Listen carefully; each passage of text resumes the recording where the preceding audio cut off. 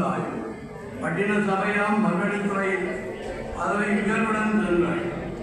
சிங்கள மொழி வடவாளராகவும் கும்பளி வடவாளராகவும் பல பதவிகள் வென்றாய். பாரின் நற்சேவை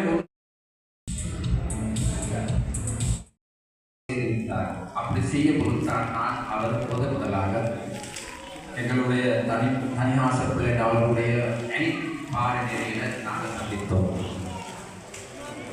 அவர் இணைப்பாளராக நன்றி. புலவர் வள்ளிபுரம் போட்ட புலவர் பெருநாள் அத்திவாரம்